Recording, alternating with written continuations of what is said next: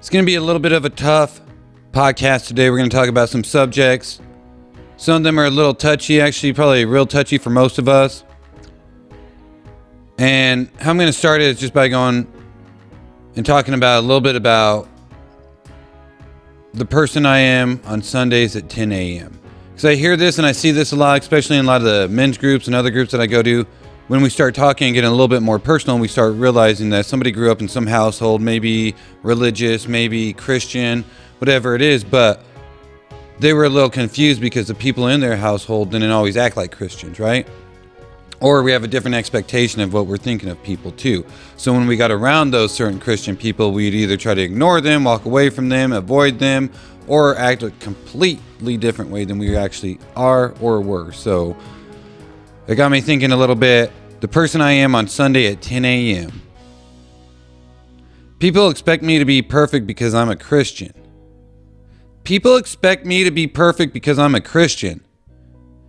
But the other side of that is people also think I expect them to be perfect because I'm a Christian. But I just want to talk about it a little bit and say right now that I'm a Christian because I'm broken, because I'm hurt, because I'm sad, because I'm a real person. That's why I'm a Christian. I'm not here to judge you. I'm not here to tell you that what you're doing is wrong.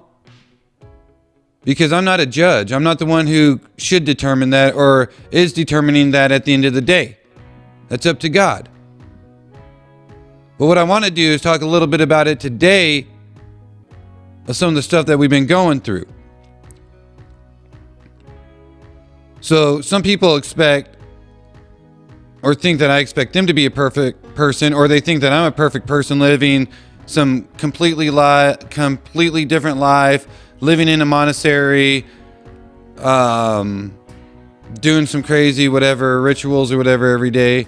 I'm a regular person, a real person with real problems. Do I expect you to be perfect? Do I expect you to be perfect when I'm not being perfect? But then I've read the Bible and I'm reading the Bible and I keep seeing one thing, that as humans we fail. We keep failing as humans.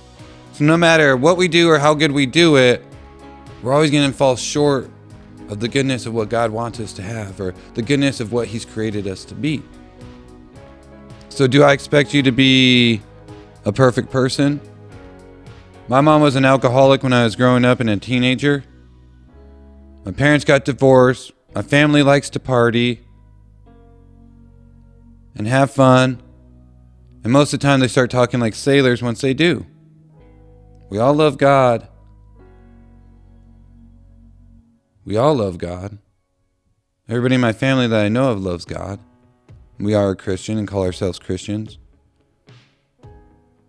So my expectations and what you think I expect are two different things. My expectations and how I look at you and what you think. A lot of times I feel like, and I felt this before and I feel it a lot, that person has such a great life. They're looking at me and definitely have to be judging me, because I would be judging them. I would be judging them. Honestly, I'm more about love. Loving you how you are, loving you with your problems. We all have problems. I'm not talking about a Bob Marley love, a peace love, and be a good person type of love. I'm talking about Jesus type of love. I'm talking about grace, mercy, forgiveness. Completely different type of love that I never knew before. Type of love that I never really knew before. Talking about Jesus, the love, the grace, the mercy, the forgiveness. My God is a God of wrath and grace. I'm not trying to sugarcoat it, make it sound extra sweet, but, and I'm not preaching everybody's going to heaven, because we're not. Not everybody's going to heaven. If you guys don't know, welcome. Not everybody's going to heaven. Maybe in your imagination or in your mind or what somebody's told you, you've accepted and said, all right, this is where I'm going. This is my heaven. This is my spine. You think you're just going to some other place, but the truth of it is there's only two places you're going. One of two places you're going.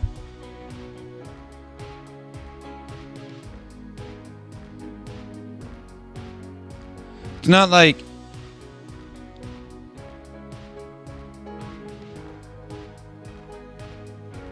he wants to love you.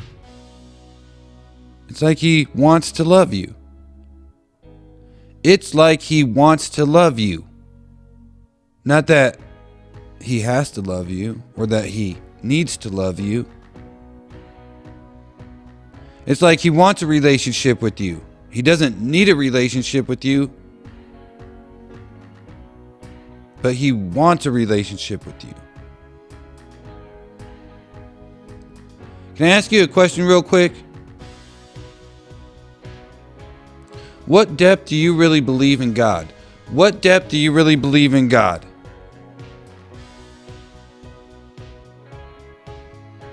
We're asked to believe in something we can't see that took place 2,000 years ago, that most of us are too busy to even really take the time to try to discover if God is real. Take me for an example. I've been a Christian my whole life. Wasn't that committed to church. Messed around for 40 years. Now you're probably thinking, all right, that's him. That's not me. That's him. That's Jacob. That's the one on the podcast. That's not me. But the truth is, I had faith and I did believe. But to what level did I believe? To what level did I really believe in God?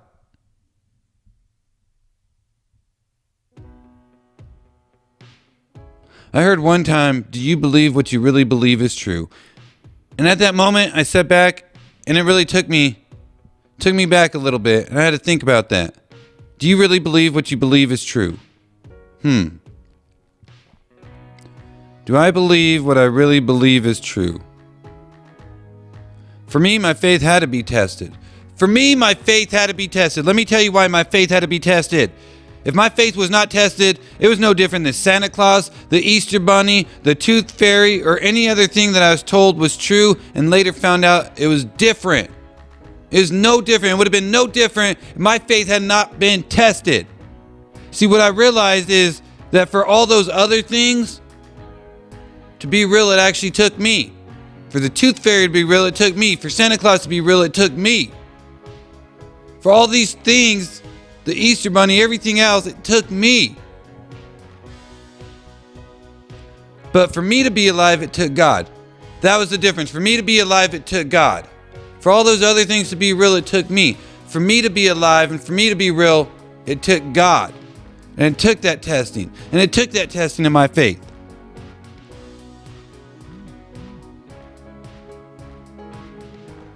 See, what I realized is that for me, for all those other things, it took me to be alive. But for me to be alive, it took God. It was a big difference.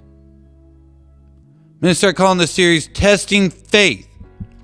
Testing Faith. For me, I went down one of the roughest roads I've ever been in the last year. I questioned everything and everyone. Before that, life was just fun and games. Life was with fun and games. With a couple curveballs here and there. Until it was tested, until I was tested. The enemy wanted to steal, kill, and destroy. The enemy wanted to steal, kill, and destroy, and I was letting him. God told me I had to learn how to love. Do you know how hard it is when somebody tells you have to learn how to love and you're brokenhearted? Do you know how hard it is when somebody tells you you have to learn how to love but you're brokenhearted? It wasn't because I was abusive or an angry person or doing all types of crazy stuff like I didn't know how to love. Unfortunately, I just learned it the wrong way and from the wrong people. I learned how to love the wrong way and from the wrong people.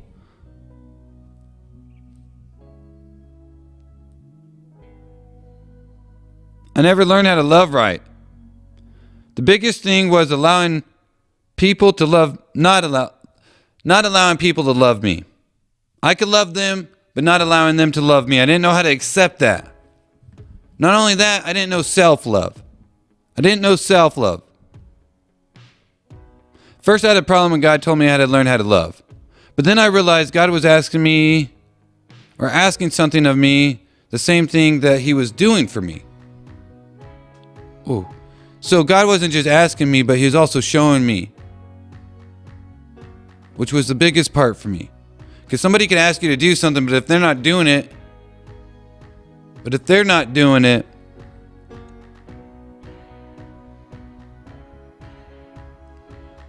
he loved me, cared for me, lifted me up, listened, showed up, and the most importantly, stayed. And the most importantly, he stayed. Anybody can show up, but are they going to stay?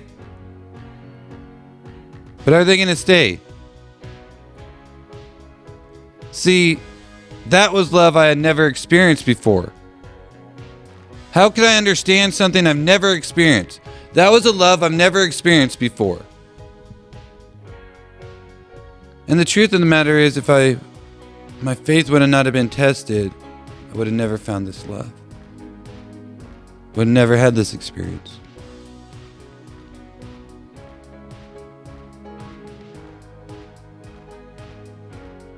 See, I couldn't understand something I never experienced. I couldn't until my faith was being tested. At first, I thought I would surely fail. But God showed up, and God showed me he already gave me all the answers. So I'm being tested, but God already gave me all the answers. All I had to do is trust him, and everything else would be all right. Is testing of faith a bad thing? Is testing of your faith a bad thing? I said it a couple weeks ago. We test for school, we test for life, but why not test our faith? One of the biggest things we could stand on. What happens after this world? Why can't we test our faith? Shouldn't that be the number one thing that we're testing? The most important thing that we're testing? Why not test our faith? I think anything we don't understand feels bad, even if it's good. Let's just take a major surgery, for example. If you didn't understand it, and all you knew is that they were going to cut you open and remove something, but you didn't understand why. You just knew they were going to cut you open and remove something. Woo! Even if it saved you and saved your life, the lack of the understanding can actually make the surgery a bigger risk than the problem. Bigger risk than the problem. If they didn't understand why you were doing it, they just understood that they got cut and you took something out from inside of them. Even if it was cancerous, they don't know. They didn't understand it. Even if it saved your life, the lack of understanding can actually make the surgery a bigger risk than the problem. See, testing faith actually gives us clarity and understanding. We just see the pain and suffering sometimes, and we can't accept it, and we just accept it as that. We just accept it as the pain and suffering, but the biggest part of the test is understanding that when you're being tested, and depending on your training, and depending on God. So understanding that you're being tested, but depending on your training and depending on God. Depending on what you read, depending on the word, not depending on yourself. See, the test of faith actually gives us clarity and understanding. One of the biggest parts is just understanding that we're being tested. And start depending on God and depending on our training. If you're going through a trial or tribulation, just remember, James 2. Consider it pure joy, my brothers and sisters, whenever you face trials of many kinds, because you know that testing of your faith produces perseverance. Perseverance finishes its work so that you may be mature and complete, not lacking anything. If any of you lacks wisdom, you should ask God, who gives generously to all you. But when you ask, you must believe and not doubt. You must believe and not doubt. Because the one who doubts is like a wave in the sea, blown and tossed by the wind. The person should not expect to receive anything from the Lord. Did you hear that? The person should not expect to receive anything from the Lord, such as that person's a double-minded and unstable in all that they do. Woo! Man. Most people who just heard that verse probably hate me. That's a tough one to swallow right there. Consider it all joy. Man, you're going through a trial. Consider it joy. Believe and do not doubt. If you doubt, you should not expect anything. Such as a person like this doesn't believe is double-minded. Woo! Man. Why ask God if you really don't believe? Test your faith. Give it to God. If you ask, believe. If you don't believe, don't expect. These are the days of testing faith. These are the days of testing faith. Will you consider it a joy? Will you consider it a joy that your faith is being tested today? Or is testing faith only for when we die? Is that for only when we die? Is that for when we die? Today I encourage you to take a leap of faith. Fully believe.